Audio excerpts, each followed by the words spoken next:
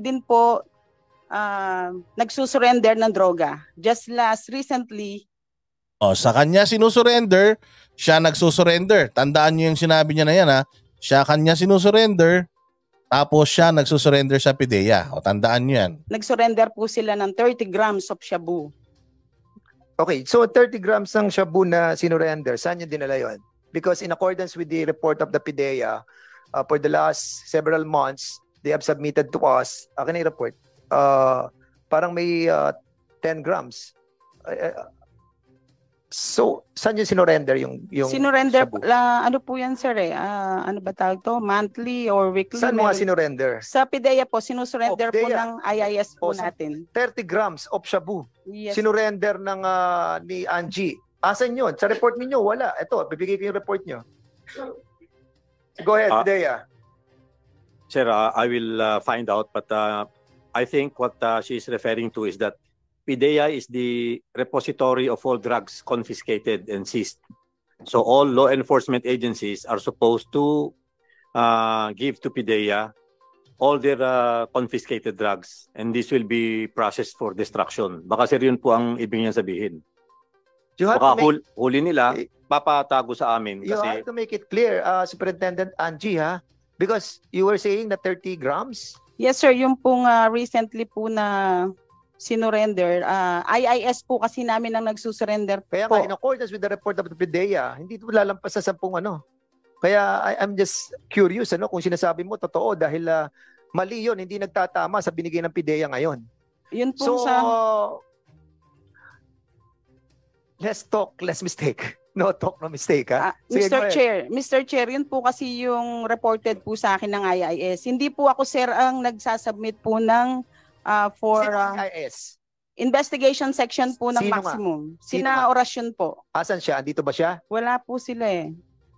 Ay, lalo tayong magkakaroon pa tayo ng susunod na hearing pag nagkataon. Because you are saying that merong 30 gramong nakuha at according sa PIDEA is less than 10 grams, ay magkakagulo tayo dito. Ibig sabihin, meron kayong tinatago na 20. Ha? Noong po kasing nireport po ng alpha natin, sir, 30 grams po. 30 grams? Opo. Hindi po kasi, sir, ako ang pumapasok po para kunin po yun kasi bawal po yun. Dapat po investigation. We appreciate your conducting this kind of effort, no? That sa iyo sinasubmit. Ako po lahat po nagsusurrender, sir. Ako rin po nagtatransfer ng mga drug lord. Kaya nga. Siya ang nagsusurrender, siya nagtatransfer. Anak ng tinapay. Mas malakas ka nga kay Katapang. Meron kang ganong kapangyarihan na ikaw ang nagtatransfer? Hindi yung Bucor chip. Ang galing mo, Angie. Ikaw talaga sumira sa pangalan mo. Ginawa mo yung trabaho na hindi mo trabaho eh. So kung ikaw ang nag-transmit nung... Sabi niya, siya ang sa kanya sinusoli, siya ang nagsusuko ng mga droga. Tingnan nyo, magbabago yan maya-maya. Magbabago yan. 30 grams na yan, papunta sa kanila. Ha? Which in accordance with your structure, dapat, I think hindi ikaw, dapat yung custodian ng mga contrabands, which is under ng SPU, ng Security Patrol Unit, because their mandate is to search and seize all contrabands. SPU yan, hindi mo trabaho yan. Mr. Chair. Yes. Sa akin po, nire-report na magsusurrender po sila. Kaya po SPU. pinapasok ko po yung IIS. Okay. SPU. Tapos na sana tayo. Pinasok mo pa yan. Okay. Sino ang SPU that time? SPU. Na meron ka na kolektang 30 grams na shabu. Sino ang SPU during that time? Mr. Chair, IIS po ang kumuha. Ano ang IIS? Ano yan? Action po ng maximum. Sino yun? Being the head of the superintendent during that time, sino siya? Ano po, sir? So wala siya rito? Wala po siya rito, sir. Pero ang nag-surrender sa iyo, IIS, hindi niya, anong tawag sa IIS? Investigation? Pero ang seizure and search is being managed by SPU. Mr. Chair, sino nag-search? Sino nag-seize? Siya may hawak. Dapat isusurrender sa iyo, kamo? Isusurrender sa iyo? O isusurrender sa IIS? Mr. Chair, may I talk po? Sige, go ahead. tumawag po yung alpha natin na may isusurrender po siyang 30 grams of shabu. Tumawag sa iyo. Kaya po, yung pong IIS, pinapunta ko po dun sa area. Have you not coordinated? Sabi mo kanina, kausap mo yung mga PDL. Tapos sabi mo, pagkatapos mo silang kausapin, nagsuko sila sa iyo ng 30 grams. Ngayon naman, tumawag lang sa iyo tapos pinapunta mo yung IIS. Ano ba talaga, madam? Ano lang to wala pang 1 minuto.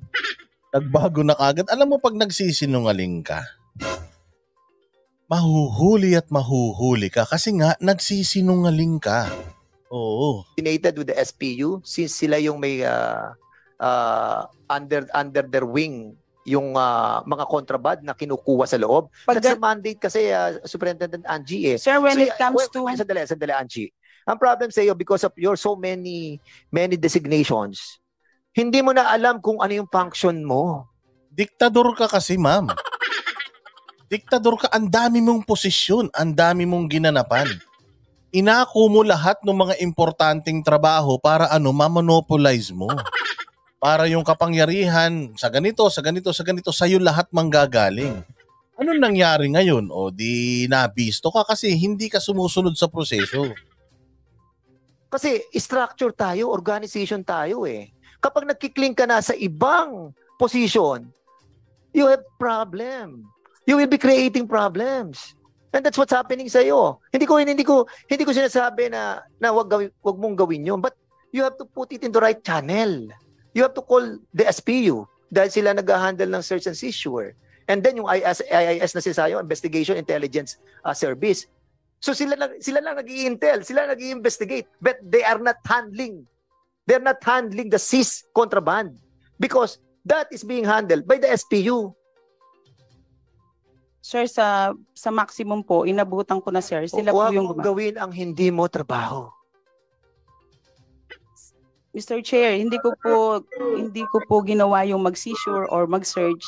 Dan Fernandez, ang galing mo. Alam mo, di ka lang magaling na artista, ipinakita mo pa na sobrang galing mong committee chair, palakpakan.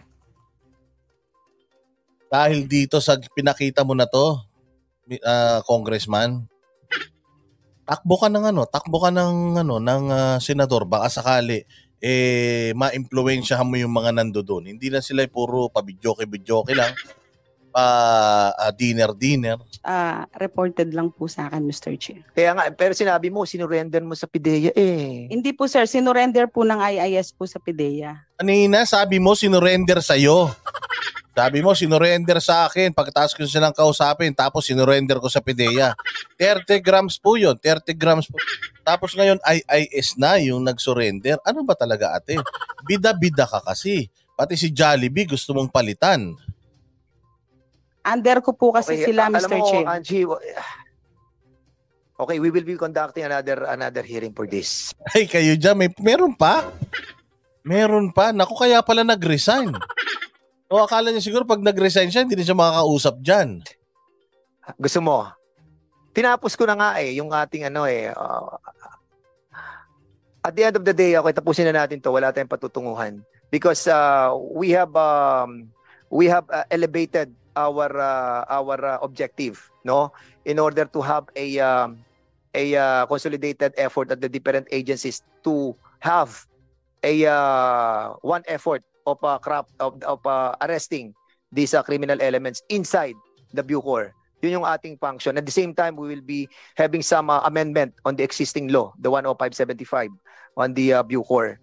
Yun po yung pinaka-objective ng mga legislator, and we will do that. And nako, thank you very much, Buster. Sa napakagandang video na yan. Nako, Diyos mio.